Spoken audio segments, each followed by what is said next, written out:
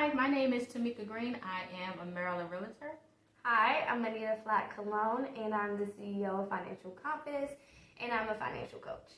Yes, and so today we're going to talk about the home mortgage payment. Yes. And how that goes into, and some of the things that you should be looking into when you're looking to get a home. We're going to start with the debt to income ratio. Okay, so this is another one where I really think everybody needs to have their pen and paper, because if you want to calculate this right, you definitely want to write some tips down. Of course, you can always Google as well, but get your notebooks together. So, the debt to income ratio is something that most lenders are going to use in order to see if that's something that you're ready to do for the mortgage payment. And that's actually I think we touched on that a little slight bit on when we talked about student loans in the, I think that was the first session. That was the first one, Jeez. credit and stuff, yeah. Man, so when we were talking about that one, we kind of briefly touched on it, but in this one, we're going to give actual formulas on how you would calculate that. So first, for debt to income, you need to make sure you have all your monthly expenses, but they're just talking about debt expenses, right? Yes. So things like student loans, if you currently own a mortgage, that is going to go into it. If you have a car loan, all of those like actual debts are going to go into your credit card. Credit card as well, if you have credit cards. Anything that is like an actual debt payment that is probably showing up on your credit report as that's going to all be calculated into that. So that's also another thing. If you do have debts that's in like collections, those are going to be, at that point it would have been a monthly expense, but now it's going to be counted as a debt. So make sure that that is all going to be calculated into this portion. Now this is going to exclude things like utilities, and if you're renting, that type of payments, that's not going to be in this portion of the calculation. So once you have all of that put together and summed up, then you're going to divide that by your pre-tax income. And so that is not your gross. And then once you divide it by that, you're going to have your debt to income ratio, right? So most lenders are looking for people to have 36 and below. Yes. So, but here's the thing.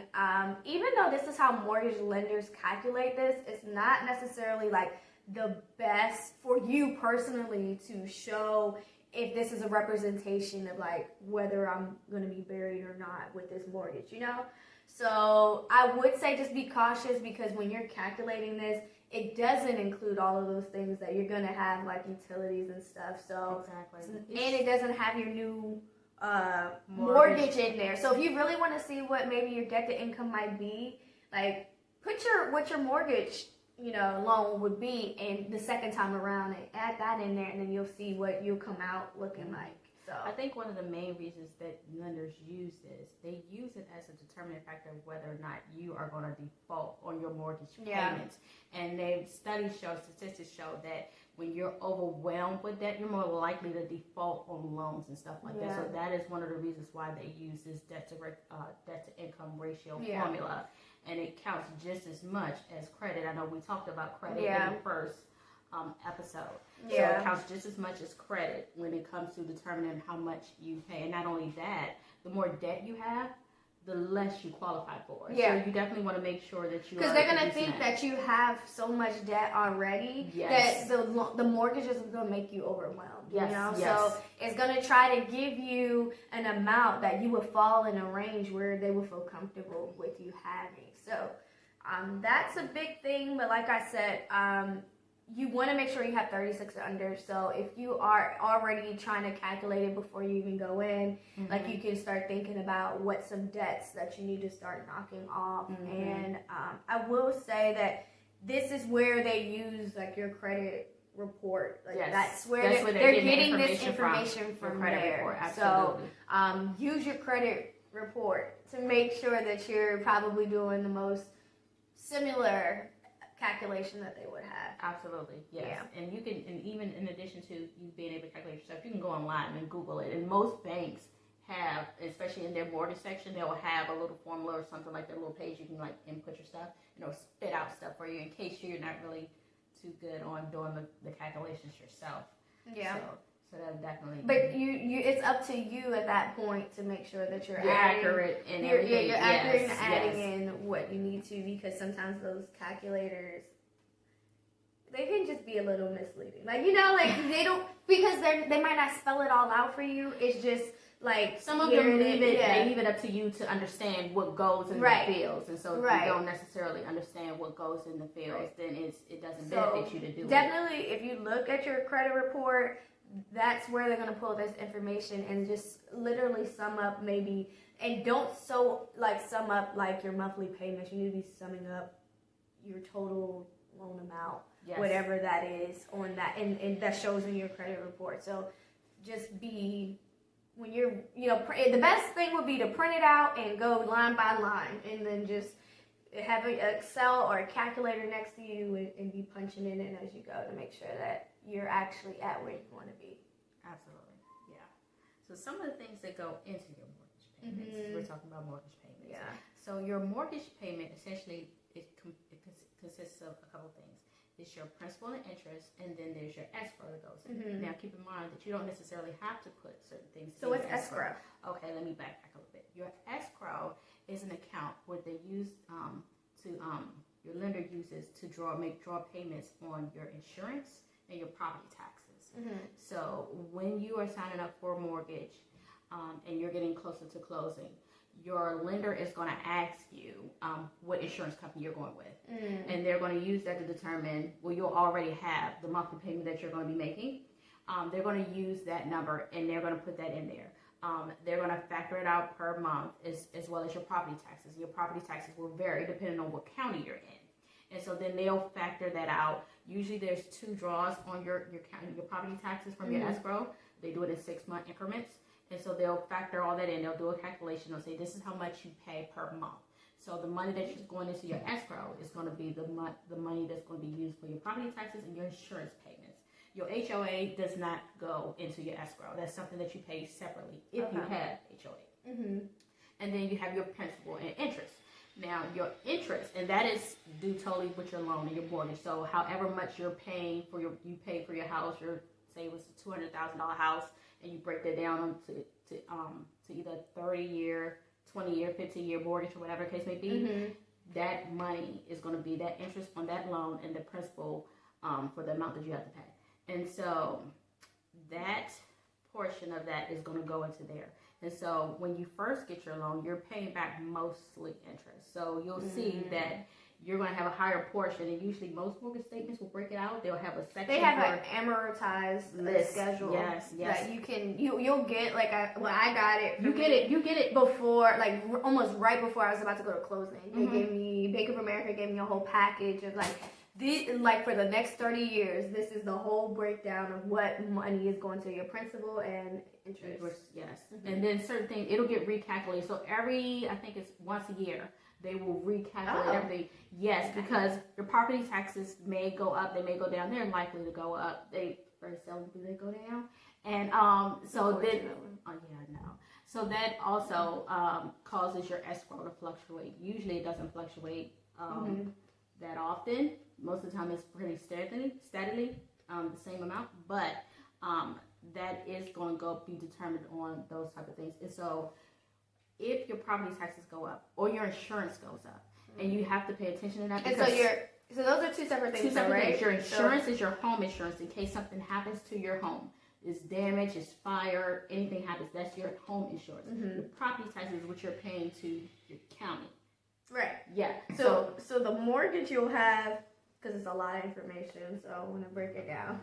So the mortgage is the mortgage portion of this is literally just your mortgage and the interest, and that's the part that's the part bank. That is for that's the all bank. That's all bank. Your escrow is everything else in between. Yes. Just so everybody can have that clearly distinguished, because that can be confusing. Yes. Now the overall payment is going to the same person. Same person, same bank, same lender. It's all going to them. They on the back end separate it out, and they'll put a portion of that in your escrow.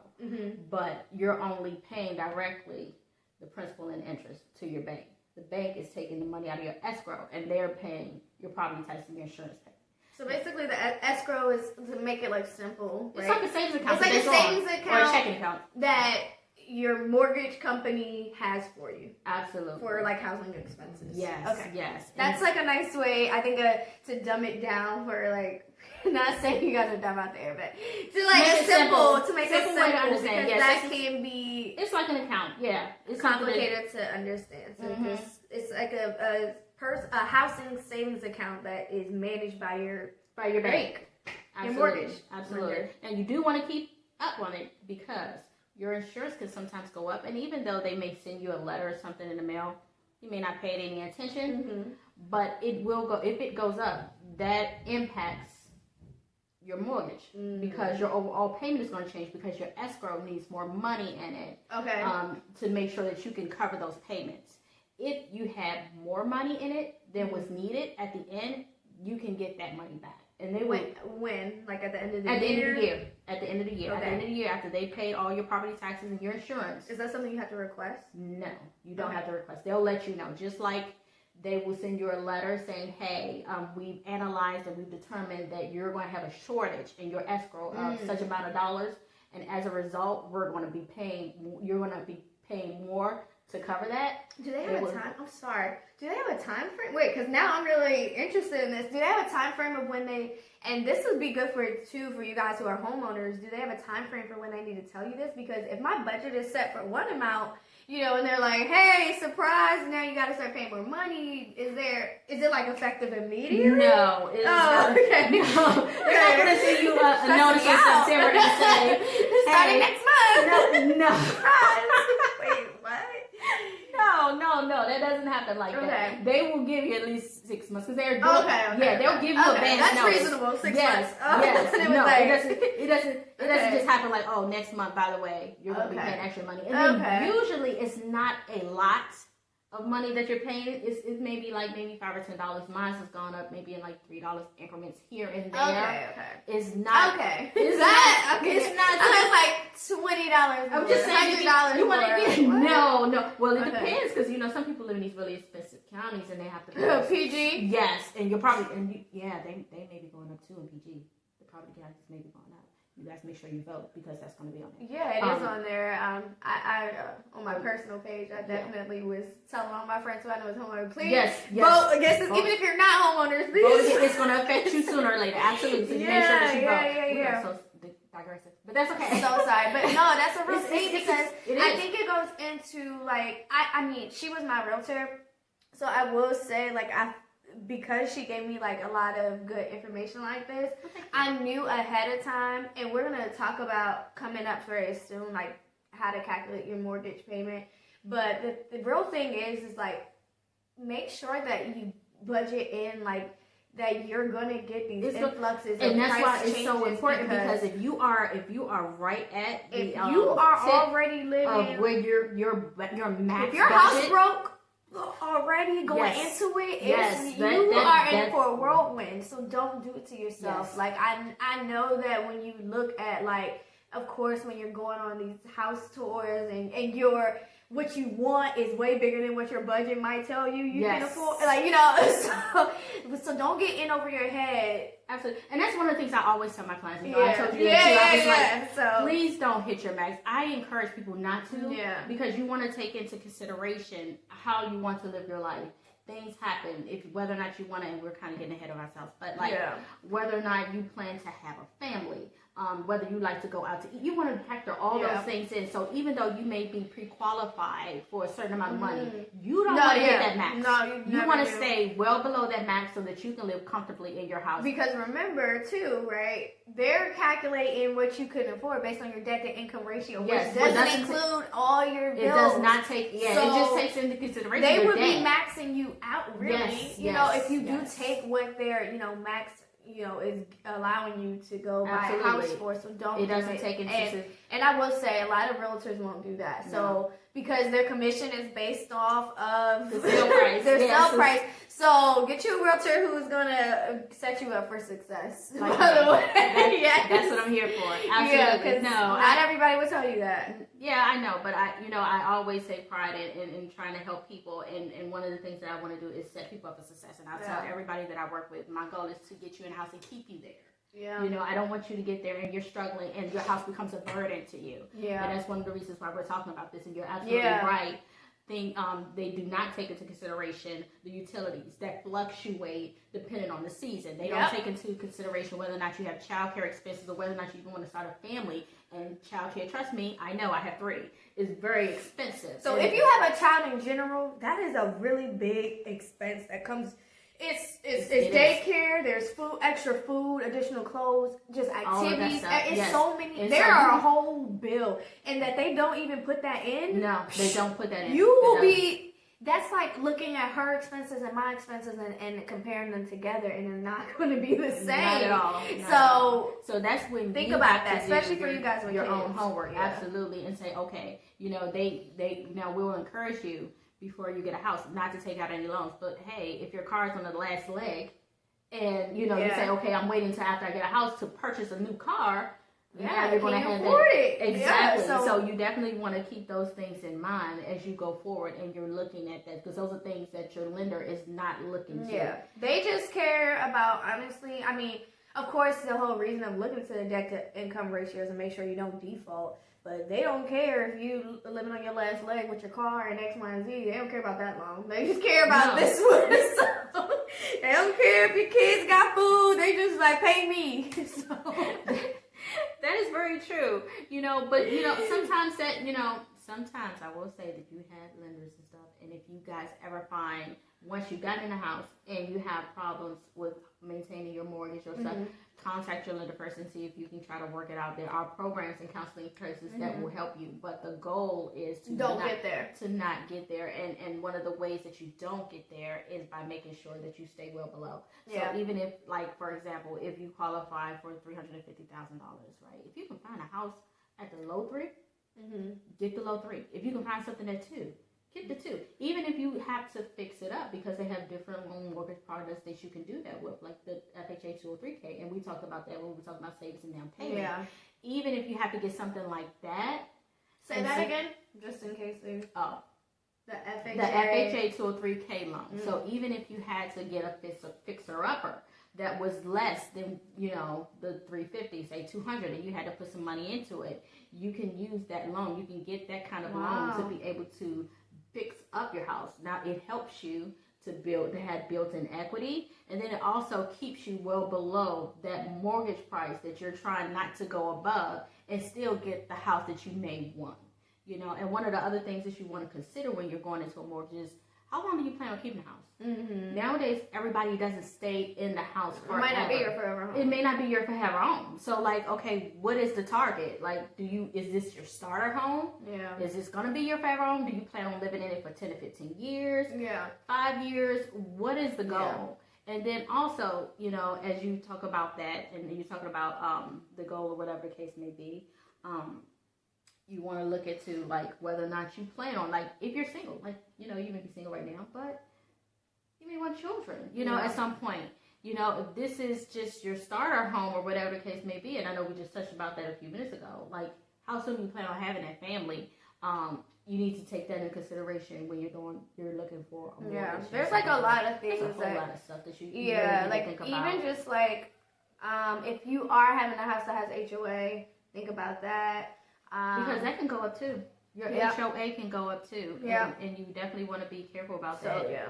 Just I'm going to actually, you know what, let's pause. I want to show you guys how to use a mortgage calculator tool. Okay. So that way we could just start there. So once you have what your prospective mortgage payment might be, then we can discuss all the other additional things that you should think about going into it. So I know you probably can't really see my screen, but I'm going to give you the website. So if you go to www.daveramsey.com/mortgage-calculator. And I'm, of course, just like with the other videos, I'll make sure that I have that link in the comments below, and I'll pin it. This is one of the better mortgage calculator tools that I liked to use, because it accounts for all the variables, which a lot of calculators don't, like if you're going to have PMI, different homeowners insurance. It lets you play with the property tax. So this is actually a pretty good calculator. So if you go on the side tool, I know you probably can't see because it's probably really far away, but if you go on if you're looking at it, it'll be on your left-hand side. There's a tool, and you want to click that drop-down button. And so you'll see insurance and taxes, so you can manipulate that. Don't just go with the regular already inputted percentages in there because they're probably wrong and not based off of you. So you're going to have your home value, which you're going to input in. So say if you're looking at something that's $300,000, you're going to put in your $300,000. You're going to put in your down payment amount. So it's going to subtract that. And then you're going to put in your type of mortgage, and that's just a drop-down button. So you're going to pay 15, 30, whatever is your year. Mm-hmm. And then your interest rate on your loan. So for this, I think most are at like the 3.6 range. So it auto-populates in one. But if you know your interest rate already, then go ahead and fill that in. And then it has a check mark because, of course, you're going to drop down that unhide insurance and taxes. So you're going to have a check mark if you're going to include PMI because you didn't pay over 20% in down payment. Mm-hmm. So that's a lot of mortgage calculators does not do that for you guys. So seriously, use this tool because if that's something that you are going to have to worry about having as an expense, you want that in this calculation. Yeah. Then include property tax, and you can put in the percentage there, and that's something you can just Google for your area. Or ask your realtor. Or your lender. Your lender. And they should be able to give you that information, absolutely. Yeah, depending on where you are in the home buying process, you might already have your documents, and this will be a very easy compute. But if you don't, do your research and ask, because you want to get as close to possible as what you probably can afford and start trying to get what your budget might look like before you go looking and fall in love with something you can't afford. Then you want to also do your homeowner's insurance, and that's something you can easily call. If you just want a quick estimate, you can just call maybe whoever's your car insurance and just ask them real quick, how much would you quote me for a house? And you got to ask a couple questions, and they'll spit you out something. If it's a new home, it's gonna be real cheap. If it's an older home, it might be a little bit more. See, and keep in mind that this is a good tool to help you when you're in a certain part of the stage, because like planning stages. Yes, planning stages. Because after you saw a home, you put in an offer, your offer was accepted, et cetera, you're going to get documentation that's going to show you what your mortgage payment is going to be based on certain things. And so this is an estimate, right? Estimate based on planning to help you kind of understand. But I would say I personally did this a lot before and I played with this calculator. I played with this calculator like a range, right? Mm-hmm. So I'm like, okay, this is what I know I got approved for, but let me play with variations between that range of what I'm looking at, like what would be good for my personal budget, right? Mm-hmm. And see what that payment might be. And I tell you, it will check you real quick because that's not even including your utilities and HOA and all these other things that come with having a house. Food. So start here. I would say start here before you start looking. Like even if you want to sit down, whether you want to do it at home because you know your finances and you might not want to disclose all that to your realtor or with your realtor, but start here before you go seeing homes, because I feel like don't fall in love with something really that you can't afford. And so I know it seems like. And trust me, I know when my builder did this, you remember when we were, going through what upgrades we want. Oh, it's just an extra couple of $1,000. It's going to be, if you do $3. Yeah, it's going to be $3 extra a month. But I'm telling you, those little $3 extra a month, it adds up. And then he's not talking about the interest on that $3 a month. Yes. So I'm just saying, start here before you start probably going out to actually see stuff, because it gives you a gauge when you're looking at things, and people are like, oh, it's 5,000 over, or it's 10,000 over. It gives you a gauge of how much your payment might be more. You get what I'm saying? Because when someone just says it's 5,000 over, and you might not think it's that big of a deal, but when you see how that payment calculates out, it might be a deal breaker for you. Absolutely. So what you'd want to do is, after you've gotten pre-qualified and it gives you an amount of what you're pre-qualified for, after you've gotten, correct me if I'm wrong, after you've gotten that and you're saying, okay, you're pre-qualified for this certain amount, then you can go and you can play with the numbers using this tool to kind of figure out what that monthly payment would be and look at what you bring home each pay what you see like what to it do. looks like. And Budget see what it it- into your right now. Replace whatever you're paying for rent or mortgage, whatever your living situation is. Whatever if you're paying a family friend or whoever, whatever that amount is, replace it with what that new calculation payment would be, and see, you know, if that's gonna fit into your budget. You get what I'm saying? Whatever you're paying for your living expense, take that out and replace it with your new mortgage payment, and see if you can still afford to live how you want to live. And that's a good one. I think we've given them a lot. Let's just end there. We can go on and on when we start talking about certain things, but I think we've given you guys a lot to think about. Right now. Yes, in addition to the other two episodes we did with credit and savings and down payment. Now we're talking about mortgage payments. Next we'll be talking about closing costs. Yeah. So be sure to tune in to our episode 4. I can't believe we're on 3 already. Yeah, I can believe we've done 3. We've done 3, yeah. And as always, you can find us on our Facebook group, My New Home. Yes. We've been getting like a lot of new people, and I've been super excited because everyone's just been sharing and collaborating, and it's just a fun environment. So guys, definitely, if you know anybody or if you in the future want to buy a home, like this is the best, best place to be. Yep. And we